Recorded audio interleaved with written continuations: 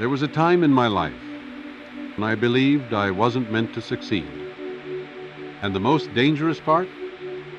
I thought that belief was mine. But it wasn't.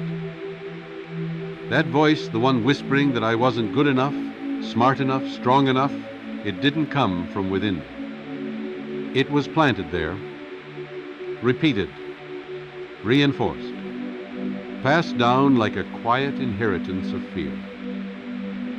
I was trained to fail before I ever had a chance to try.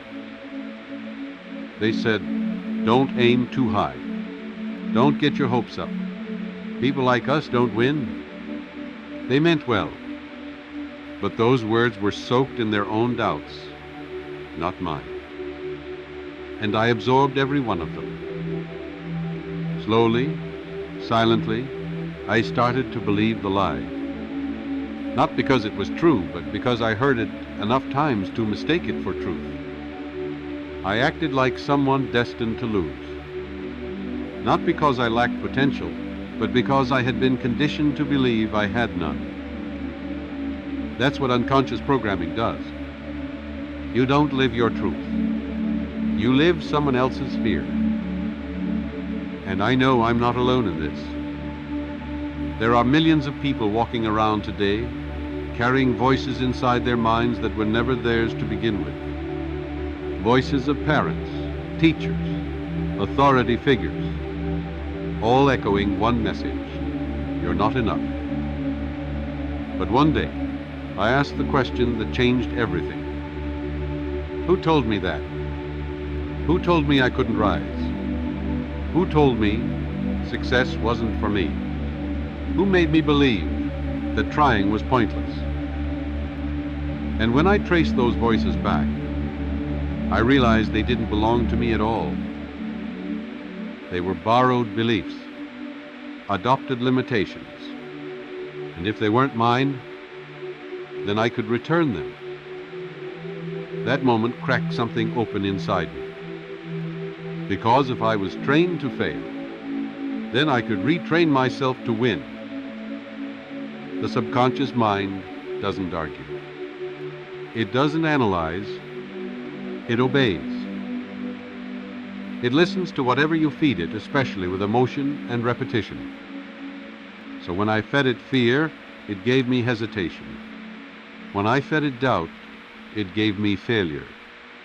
When I told it I wasn't good enough, it made sure I never felt like I was. But what would happen if I fed it something else? What if I gave it a new voice, one that spoke of power, of truth, of purpose? I started doing that, little by little, every day, replacing I can't with I am capable, I am afraid with I am guided, I'll fail with I was born to rise. And something began to shift, not outside of me, but inside. A quiet strength, a growing certainty. Because once you realize that the voice in your head isn't even yours, you get to choose a new one. You don't need to fight the old program. You just need to stop feeding it. Starve it of your attention. Starve it of your agreement. Starve it of your belief. And plant a new seed. A seed that says, I am not a product of fear. I am not the echo of someone else's doubt. I am not here to live small. I was created with intention, designed with intelligence, and equipped with everything I need to rise, if only I choose to believe it. So I ask you now, what voice are you listening to? And more importantly, who gave it to you? Because once you realize the voice was never yours, you can finally let it go. And when you let it go, you make room for the truth to speak. And the truth is simple. You were never meant to fail. You were trained to. Before failure ever showed up in my results, It was already living in my beliefs. And for a long time, I didn't see it. Because failure doesn't always come with noise. Sometimes it hides quietly in the background of the mind. I thought I was failing because of what I was doing. But I was failing because of what I believed about myself deep down. No one ever told me that. They blamed my habits. They blamed my effort. They blamed the world. But no one blamed the program. The hidden script running beneath the surface. I kept trying to change my behavior, but behavior is just the echo of belief. And my beliefs were built on fear, on repetition, on messages I never chose but accepted. I'm not ready. I don't deserve more. No matter what I do, it never works. Those thoughts weren't random. They were implanted. And I was living them as if they were facts. That's when I realized I had never truly failed. I had only fulfilled the beliefs I carried. My subconscious was loyal, too loyal. It created the reality I was trained to expect. And I had trained it without even knowing. The subconscious doesn't care if a belief is true or false. It only cares if it's repeated and if it's felt. So, while I was trying to speak success with my mouth, I was still programming failure with my thoughts. That's why nothing changed. Because deep inside, I still expected things to stay the same. So I stopped looking outside. I stopped blaming circumstances. And I started reprogramming the command center. I began to speak to my subconscious not with force, but with clarity. Not with fear, but with vision. I said, "You are safe now. You are no longer a servant of old fear. You were lied to. But now we choose again." And I repeated that, again and again, not to convince the world, but to recondition the world within me. I began to plant new thoughts. Thoughts like, I am worthy of more.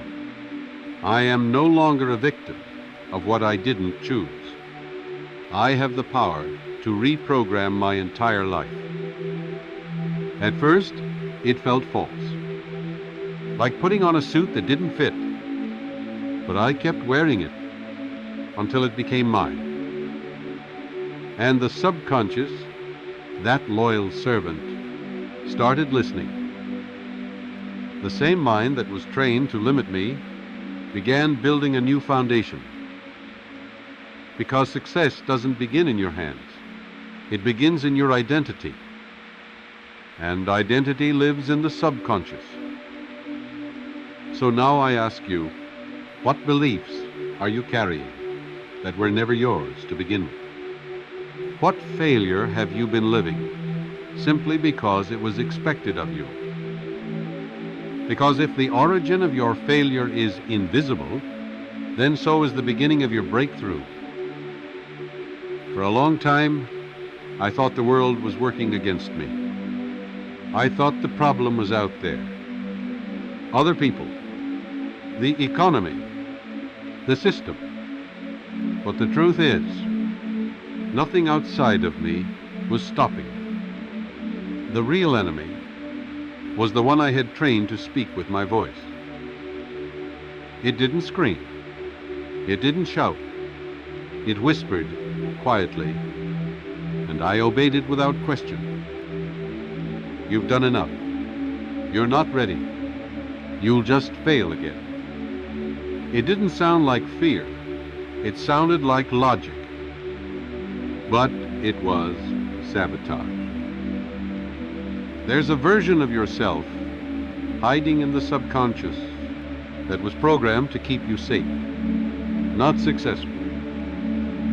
And that version It runs the show when you're not aware. It makes your decisions. It sets your limits. And it convinces you that you are the one choosing.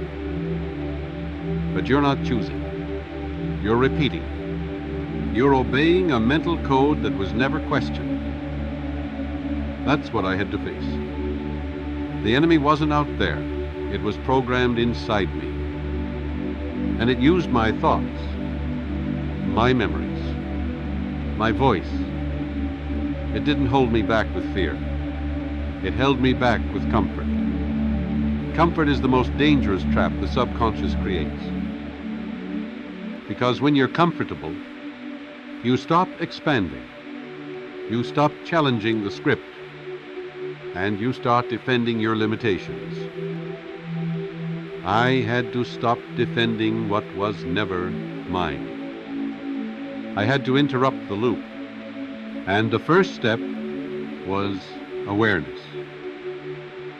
I started paying attention. Every time I hesitated, every time I talked myself out of a decision, every time I found a good reason to stay still, I asked, whose voice is that?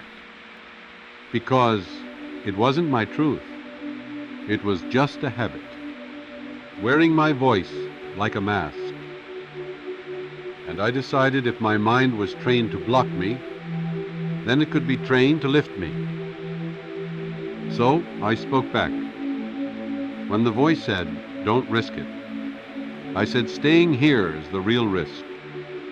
When it said, you're not ready, I said, I choose when I'm ready. When it said, it won't work, I said, I'm not here to repeat the old pattern. It wasn't a war. It was a rewiring. And little by little, that inner voice started to shift. Because the subconscious is not your enemy. It's just a system. And systems respond to new input. So I gave it new input, consistent, simple, powerful. And the enemy I once feared became the ally I now depend on. The hardest lie to escape is the one you tell yourself. For years, I thought I was being honest with myself. I said things like, I'm doing my best. I'll try again when the time is right. This just isn't for me. And I believed it. But deep down, I knew. I wasn't living at my full capacity. I wasn't doing my best. I was doing my safest. Because doing my best was my excuse for not facing my fear. And waiting for the right time was my permission to stay stuck. That wasn't honesty. That was self-deception. And the longer I lived inside that cycle, the more convincing it became. Because the mind protects its story, even if that story is a prison. I had to wake up. And that awakening was not gentle. It was raw, painful, necessary. I looked at my own life and asked, what am I still defending that no longer serves me? What part of my identity is actually just a habit? What belief have I repeated so many times that I stopped questioning it? And when I stripped all that away, all the labels, all the justifications, all the excuses, what was left was the truth. I had built my comfort on a foundation of limitations, and as long as I stayed comfortable, I stayed blind. So I made a vow to myself. I would no longer mistake safety for alignment. I would no longer confuse comfort with purpose. And I started doing the one thing the old version of me was afraid of. I questioned everything. Everything I believed about success. Everything I believed about failure. Everything I believed about myself. And with every question, the illusions cracked. the old narrative fell apart, and in the silence that followed, I could finally hear my truth.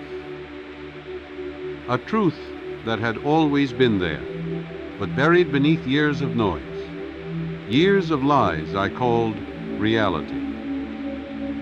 The cycle only breaks when you're brave enough to see the part you play in it. The subconscious mind is not the enemy. It's a machine, a builder, a loyal follower of instructions. And it doesn't care what you feed it. Fear or faith, lack or abundance, doubt or certainty. It just takes it in and creates. Once I understood that, everything changed. I stopped blaming the mind and started programming it. I realized I don't need to fight the old beliefs. I just need to replace them. I don't need to destroy the old program. I just need to write a better one and repeat it until it becomes the default. That's how the subconscious works.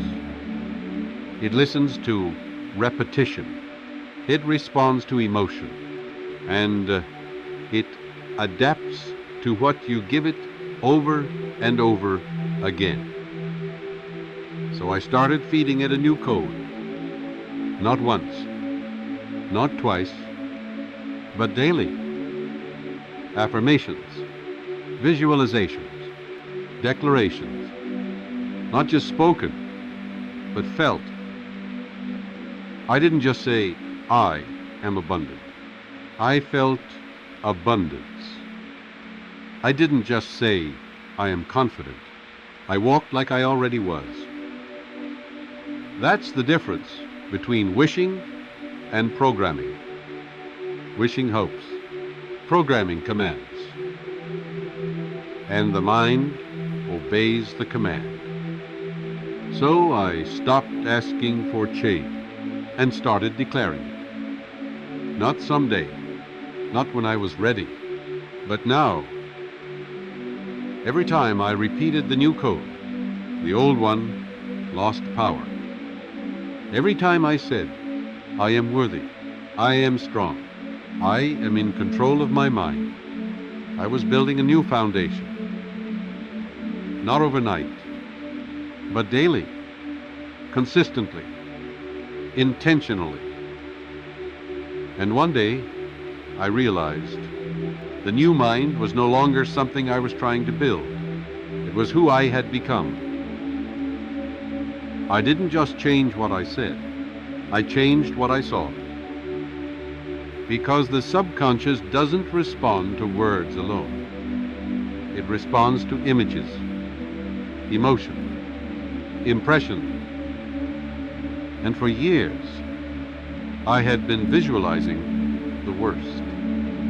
I imagined things going wrong. I imagined myself failing. I imagined disappointment again and again. And my mind, loyal as always, worked to make that real. The mind doesn't judge the picture. It just accepts it and starts to build it. So I gave it a new picture. I saw myself healthy, focused, abundant, confident, at peace. Not just as a fantasy, but as a mental rehearsal, like I was already living it. And the mind started to believe it. That's when I realized visualization isn't daydreaming. It's programming. It's mental practice, spiritual rehearsal, an energetic blueprint for what you want to experience. And if repeated with clarity and feeling, it becomes more familiar to the mind than the old reality. And whatever becomes familiar becomes real. So I practiced. I saw myself handling pressure with calm, speaking with power, moving with purpose, living in alignment. I did it every day, even when nothing had changed yet. especially then, because that's how reality shifts. First in thought, then in form. And the more vivid the image, the more quickly the outer world aligns. It's not magic, it's mechanics. The mind works from blueprint, so I became the architect, and I drew what I wanted to live. I was trained to fail through repetition, so I returned to the battlefield with the same weapon, repetition. But this time, I wasn't repeating fear. I was repeating truth. Day after day, I spoke the words I wanted my life to reflect. Not once, not when I felt like it, but every single day. Because repetition isn't just practice, it's programming. The subconscious doesn't care what's real. It cares what's repeated. If you repeat fear, you train your mind to expect pain. If you repeat doubt, you condition your spirit to hesitate. But if you repeat power, you start to feel powerful. If you repeat worth, you begin to walk as if you were born to receive. That's what I did. Even when I didn't believe yet, even when it felt fake, even when nothing outside had changed. I repeated it until it felt familiar. And then it became real. Because the mind accepts whatever is repeated with emotion. And the body, it follows. So I trained my thoughts like an athlete trains the body. I showed up. I practiced. I repeated until victory felt normal. That's the secret. Repetition doesn't just change what you think, it changes what you expect. And when your expectations change, your life follows. You can speak all the right words, but if you don't feel them, the subconscious won't listen. Because the language of the subconscious is not grammar, it's emotion. It doesn't respond to logic. It responds to certainty. And that's what faith is. It's not wishing, it's not hoping, it's knowing. I stopped saying, I want. I started saying, I am. I stopped saying, I hope it works. I started saying, it is already done. And the moment I felt those words as real, the mind obeyed. The world responded. Because the subconscious does not wait for results to believe. It creates results from belief. I trained myself to feel the result before it happened. I stepped into the emotion of having, even when I was still without. And something shifted, not outside, inside. I began to live as if I was already walking in the life I had once only imagined. And the more I aligned with that energy, the more real it became. Faith is not passive, it's creative. It's the engine behind all transformation. And the more you trust that what you believe is already true, the faster the world catches up. So I stopped waiting to believe. I believed, and I watched the waiting disappear. Everything I was chasing, I realized I was chasing from the outside. I wanted peace. I searched for it in people. I wanted confidence. I tried to find it in approval. I wanted freedom. I thought it would come with results. But I was looking in the wrong place. Because nothing out there can give you what you won't give yourself. The outer world is not the source. It's the mirror. And mirrors don't create. They reflect. So if I wanted peace, I had to become peaceful. If I wanted power, I had to feel powerful If I wanted change, I had to become the change first inside. That was the shift. The moment I stopped chasing and started becoming, I stopped asking, when will it happen? And started asking, who do I need to be for it to happen? Because your reality doesn't begin outside. It begins within. Everything I feel, I project. Everything I expect, I attract. Everything I believe, I reinforce. And when I changed my inner world, the outer world followed like a shadow. I no longer begged life to give me something. I chose to become the version of me who already had it. I was not made to fail. I was made to learn, to grow, to awaken, to rise. Every setback was not a punishment. It was a mirror, showing me the beliefs I was still holding on to. I stopped calling it failure and started calling it feedback. Because nothing truly fails until you stop learning. And I never stopped. I fell.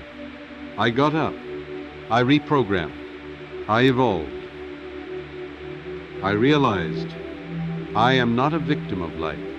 I am a co-creator with it. And that means I have the power right now to choose what I believe. And what I believe becomes what I see, what I expect, what I live. So I made a decision. I will no longer carry the voice of failure. I will no longer speak its language. I will no longer obey its program. Because I was not made to fail. I was made to expand, to create, to shine. The only thing that ever held me back was the belief that I couldn't move forward.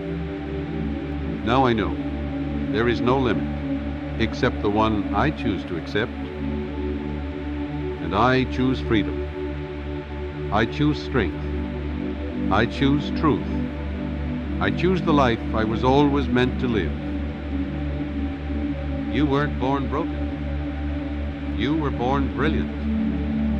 The fear, the limitation, the doubt, it was all learned, all trained, all programmed.